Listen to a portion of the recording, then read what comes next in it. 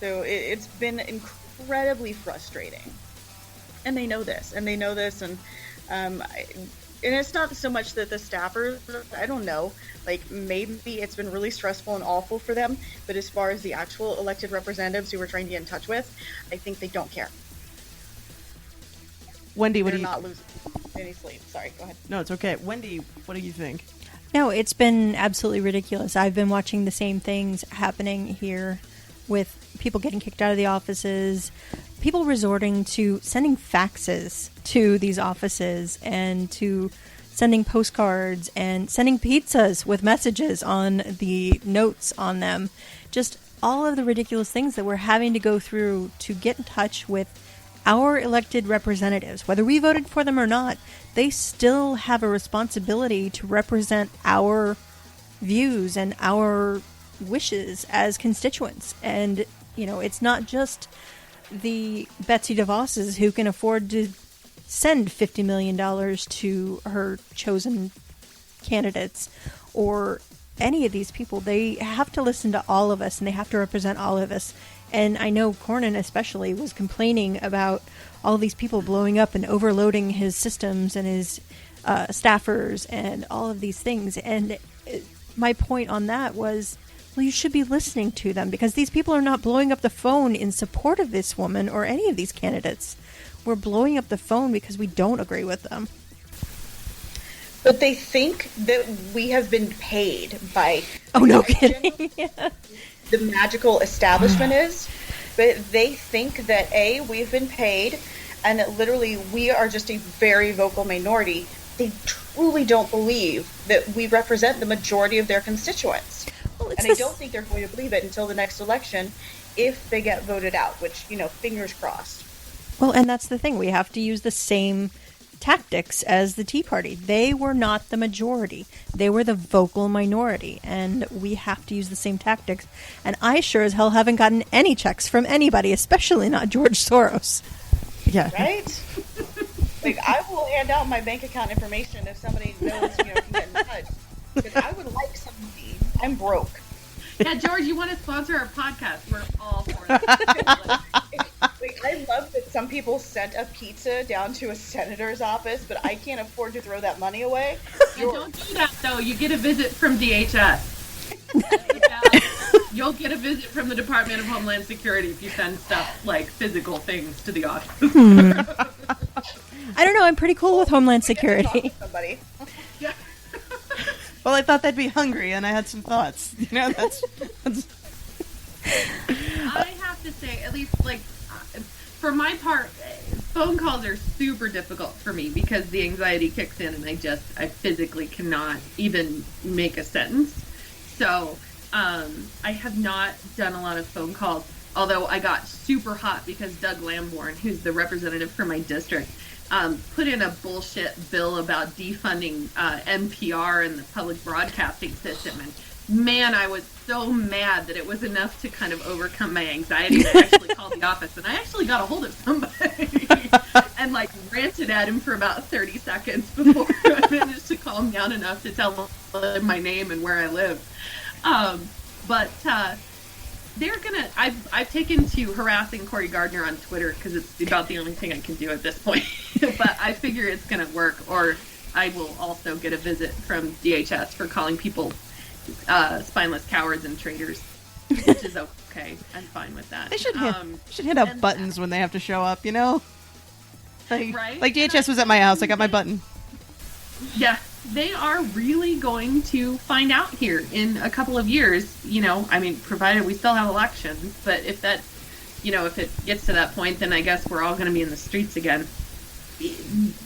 As much as they would like to believe that we are somehow being paid, I'm of the mindset that they, you know, they can believe whatever they want. And I think people should keep calling. I think you should keep showing up at offices. I think you should make them as miserable as the rest of us are. That's my 2 cents on the matter. Like, if we are all going to be living in fear for our lives and terrified and, you know, stressed out and having trouble sleeping, then I would like you guys to do that also. Because as I keep reminding them on Twitter, you work for us. This is how this democracy goes. You are the representatives. We vote you in, and we can vote you out. And it will be really, really interesting in 2018 to see if there is a sudden turnaround and a sudden, willingness of representatives to listen to what their constituents are saying. Yeah, I mean, it's like the tagline from V for Vendetta, which is also one of my favorite movies, but whatever, where they basically say that the people shouldn't be afraid of the government should be afraid of the people. Because, yeah, I'm sorry, we're the ones that put you where you are. I've never seen that movie, but now I think I should. You totally Oh, absolutely. Yes, it is No, a fantastic it is movie. like, it's what we're living through right now. Yes. Anyway, see the movie, V for Vendetta. Great stuff. One of the things that is really frustrating me lately is, when people start talking again about, we're gonna do the marches, we're gonna keep these going, things like that. I've had a lot of people tell me, well, what's the point? This isn't getting anything done, and it's not effective. And I completely beg to differ, because once again, these are also people that are not paid to be there. I mean, we didn't just fill the streets of the country and the world because we're all on somebody's dime, or there because we're angry, we're pissed off, and we are demanding to be heard. What are your thoughts on people saying that everything that we're basically doing is for nothing? It's not going to change anything. I think one of the things I did enjoy going to the march just because it was this, I needed to be around people who felt like I did. But at the same time, we needed to demonstrate to these people, to the government, to these elected officials, that we are here and there are huge numbers of us, and they should be afraid. They really need to pay attention, and we're not just snowflakes out here just kind of whining and crying about everything. We have points to make, and we're going to make them regardless. Kara, what are your thoughts? It's whatever. If you don't like our marches, if you don't like our movement, that's fine. It's whatever. We're still fighting for your rights regardless. And those of us who do care will still be there. And if you don't want to be a part of it, cool, don't. And that's that. I didn't go out to the Tea Party stuff because I didn't believe in that movement. And that worked out for me just fine. So I've come across a lot of people who think it's ridiculous, who think it's stupid, don't understand. And I usually, when they would ask me about the Women's March specifically, and they would say, well, I don't understand. Why were you even there? I would say, there's a website, and it explains everything. You should go Google that. And that's really how I feel about it. Even the people who don't understand the movement, still marching for them and for them to have their rights, even if they don't appreciate it right now. Apathy got us into this mess in the first place. That's the bottom line. People haven't been involved in the political process, and I'm just as guilty of that as anybody else is. We saw in the last 10 years the Tea Party mobilize a pretty significant movement.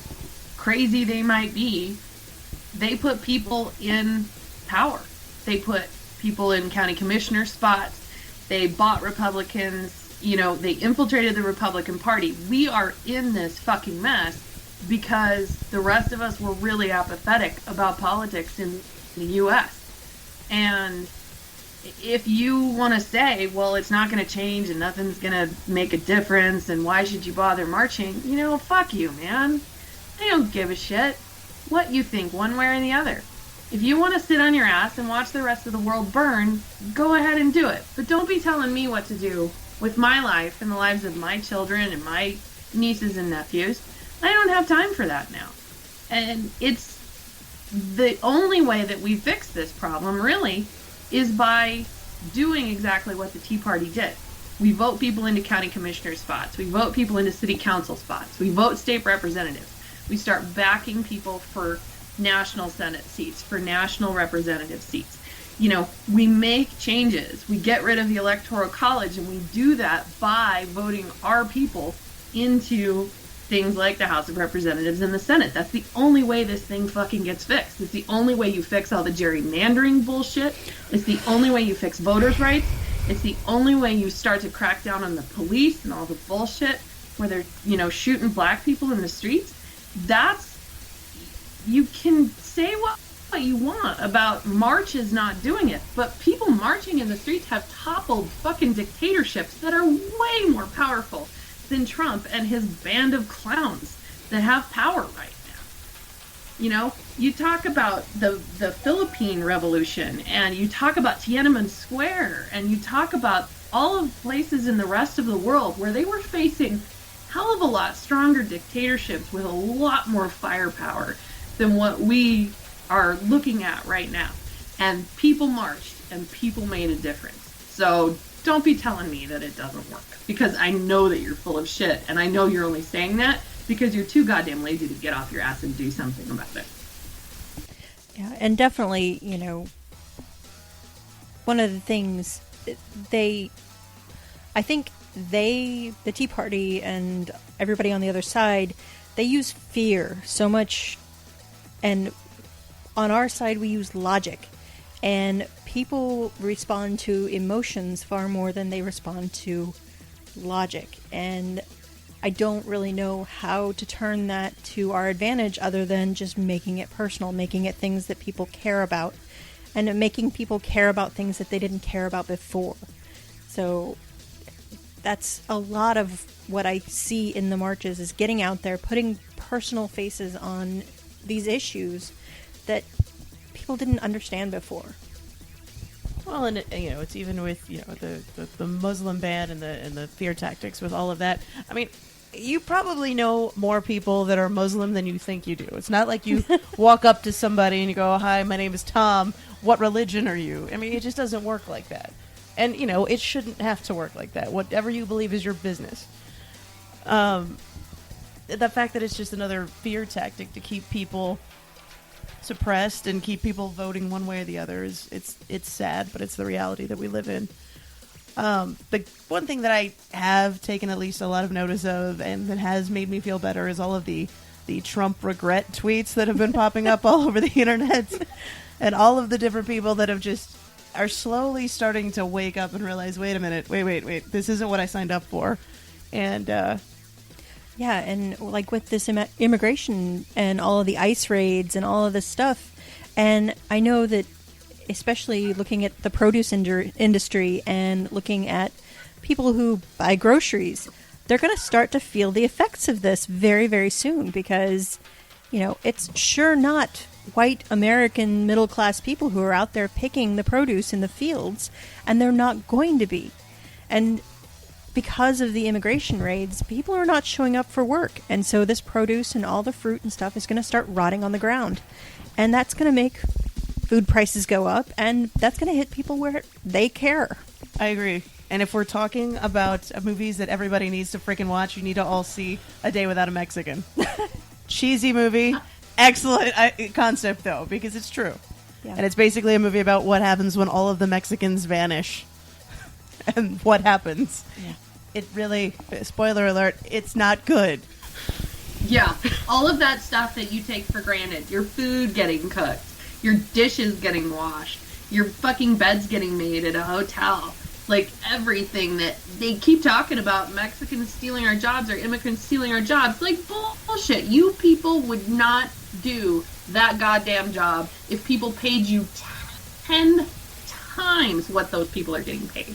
I mean, my father grew soybeans for a while. I don't remember if he still does or not. But when I was in high school one year, he paid us to, like, hoe the field for him. Like, and no shit, you're talking about a couple of white girls, right, whose father is paying them to do this for his field. So we got paid really, really well to do this. And that work sucked. Sucked so badly. Like, talk about backbreaking labor. And we're talking about, you know, again, two white girls who got to do it for like 5 or 6 hours on the weekend, not every goddamn day for every day of the week, or, you know, for 8, 10 hours, 12 hours, 14 hours a day, every day of the damn week. That's this argument that somehow we're losing jobs to immigrants is such a total load of bullshit.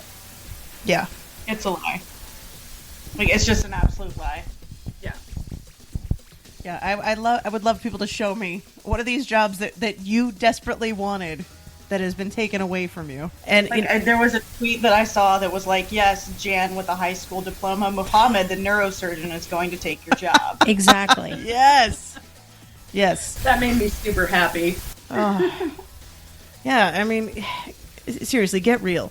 But once again, I feel like even though there is still just a small amount of people